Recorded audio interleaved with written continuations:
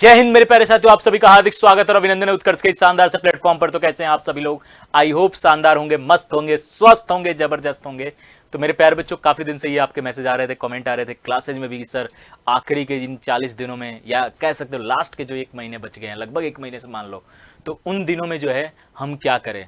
1 महीना क्यों कह रहा हूं, 40 दिन तो है ही, तो इसलिए कह रहा हूं कि बीच में होली भी है, तो 3-4 दिन तो कम से कम डिस्टर्ब रहेगा ही रहेगा।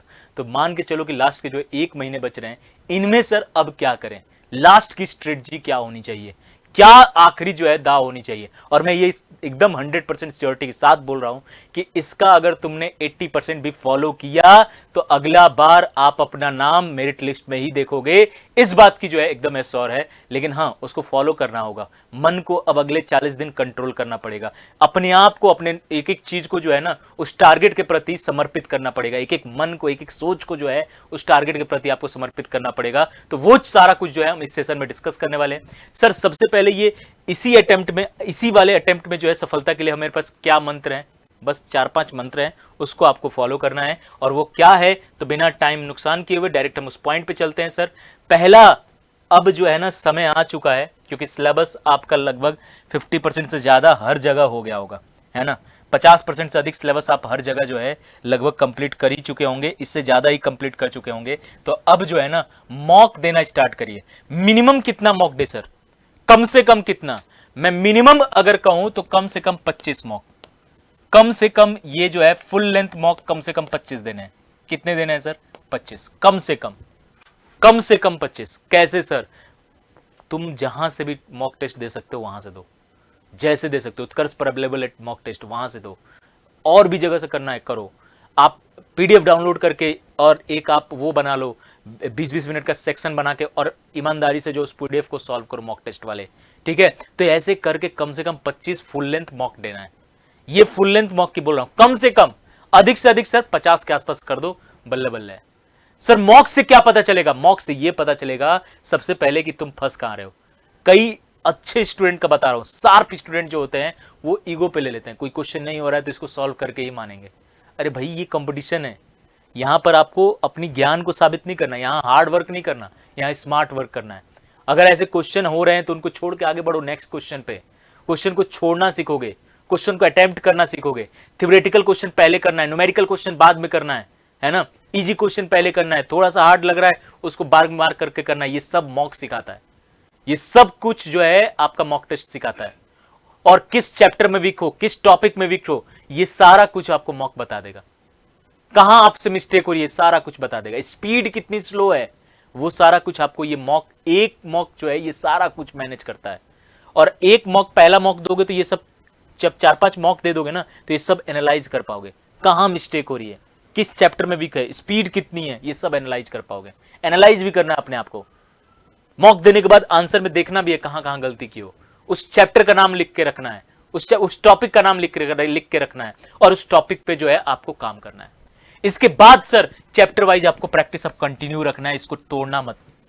टॉपिक वाइज जो प्रैक्टिस चल रहा है, इससे क्या होता है सर, मॉक में सारे टॉपिक कवर नहीं होते, चैप्टर में वो सारे टॉपिक, एक चैप्टर के सारे टॉपिक कवर होते हैं। तो चैप्टर वाइज प्रैक्टिस, जैसे हमारे शाम को 5 बजे फिजिक्स की चलती है, सुबह 9 बजे आपकी मैथ्स की चलती है, सुबह 8 बजे इंग्लिश की चलती है, आपकी रीजनिंग की 11 बजे चलती है। इसके बाद अगर मैं बात करूं, शाम को 6 बजे अर्थमेटिक की चलती है, 7 बजे जीके जीएस की चलती है। ये सब आपको जो है कवर करना है, ये सब कुछ जो है आपको कवर करना है, इस बात को याद रखना। ये सब कुछ आपको जो है पढ़ना है।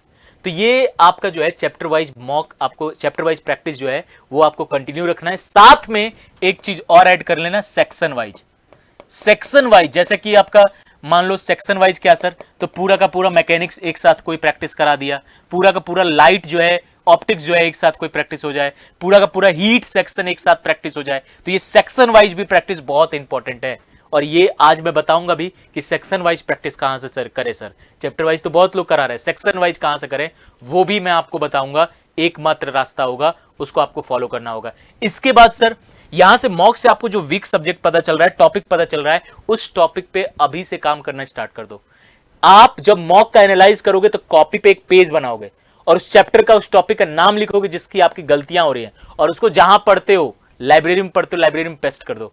आप जहां भी स्टिकी नोट्स आते हैं उस स्टिकी नोट्स पे लिख के पेस्ट कर दो, और उस टॉपिक को क्लियर करने के बाद ही उसको उखाड़ के फेंकना है।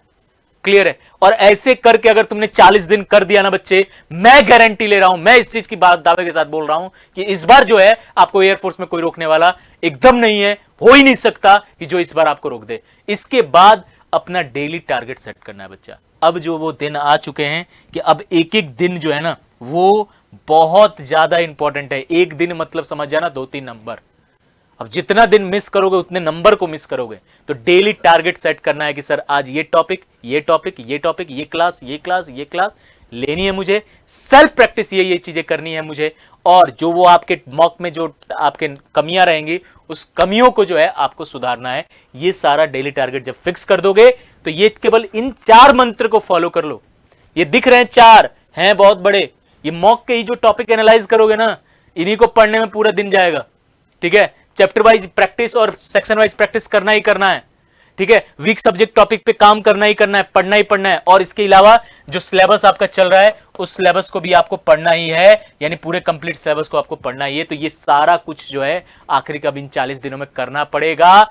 और इन 40 दिनों में बहुत आसानी से अगर आप स्ट्रेटजी से चलोगे तो ये सारा हो जाएगा। नहीं तो लास्ट में आपको समझ में नहीं आएगा कि क्या पढ़े क्या छोड़े।